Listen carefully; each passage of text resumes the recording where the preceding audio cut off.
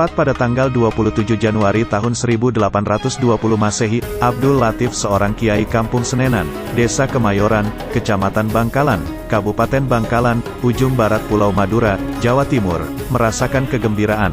Pada hari itu, dia mendapat karunia dengan lahirnya seorang putra yang diberi nama Muhammad Kholil.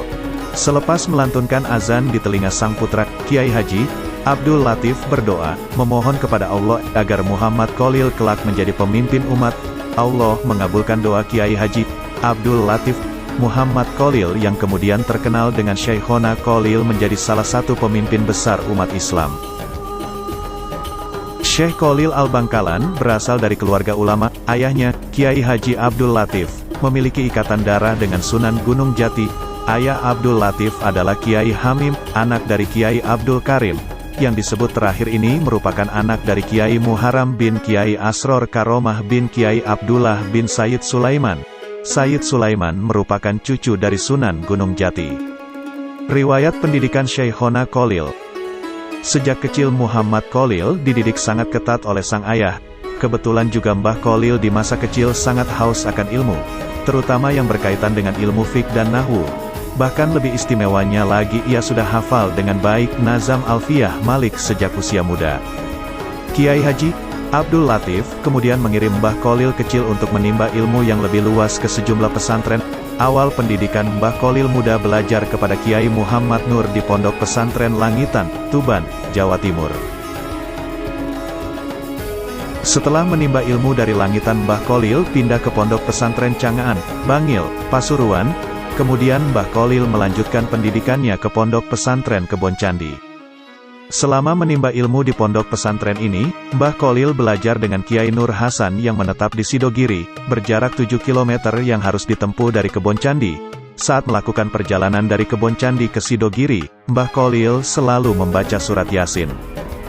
Mbah Kholil di masa muda memiliki keinginan untuk menimba ilmu ke Mekah. Pada saat usianya mencapai 24 tahun, Mbah Kholil memutuskan untuk pergi ke Mekah setelah menikah. Untuk ongkos melakukan perjalanan bisa ia tutupi dari hasil kerja kerasnya menabung saat masih menyantri di Banyuwangi. Selama melakukan pelayaran menuju Mekah, konon, Mbah Kholil berpuasa. Hal ini disebabkan bukan karena untuk menghemat uang, namun tujuan ini agar dapat lebih mendekatkan diri kepada Allah dan agar selamat sampai tujuan. Karamah merupakan perkara yang sangat luar biasa yang tampak pada seorang wali yang tidak disertai dengan pengakuan seorang nabi. Dari sosok Mbah Kholil yang merupakan seorang ulama besar tentunya memiliki karamah. Berikut karamah Mbah Kholil dari berbagai sumber yang telah kami rangkum di antaranya. 1. Tertawa keras saat sholat. Pada suatu hari, saat melakukan sholat berjamaah yang dipimpin oleh seorang kiai pondok pesantren tempat Mbah Kholil muda menimba ilmu, ia tertawa cukup keras. Setelah selesai sholat, kiai tersebut menegur Mbah Kholil atas tindakan yang ia lakukan memang dilarang dalam Islam. Syekh Kholil pun menjawab hal yang menyebabkan ia bisa tertawa keras. Ketika salat berjamaah berlangsung, ia melihat berkat makanan yang dibawa pulang sehabis kenduri di atas kepala sang kiai. Mendengar jawaban tersebut, sang kiai pun sadar dan malu atas salat yang dipimpinnya. 2. Dapat membelah diri. Mbah Kholil memiliki kemampuan yaitu membelah diri. Ia bisa berada di beberapa tempat dalam waktu bersamaan. Pernah terjadi peristiwa aneh di saat ia sedang mengajar di pesantren. Saat berceramah, Mbah Kholil melakukan sesuatu yang tidak terlihat oleh mata. Tiba-tiba baju dan sarung beliau nampak basah kuyup. Setengah bulan kemudian teka-teki tersebut terjawab. Ada seorang nelayan sowan mendatangi Mbah Kholil. Dia mengucapkan terima kasih kepada Mbah Kholil karena sudah menolongnya di saat perahunya mengalami pecah di tengah laut. 3. Ditangkap lalu dibebaskan oleh Belanda. Syekh Kholil pernah ditangkap oleh Belanda karena dituduh melindungi beberapa orang yang terlibat perlawanan terhadap kolonial di pondok pesantrennya.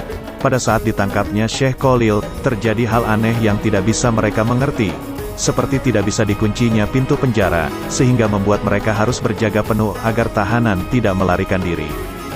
Banyak orang yang berdatangan untuk menjenguk Syekh Kholil dan memberi makanan, bahkan sampai banyak orang yang meminta ingin ikut ditahan bersamanya. Kejadian tersebut membuat pihak Belanda untuk merelakan Syekh Kholil dibebaskan. 4. Menyembuhkan orang sakit. Syekh Kholil memiliki karamah yang sangat luar biasa.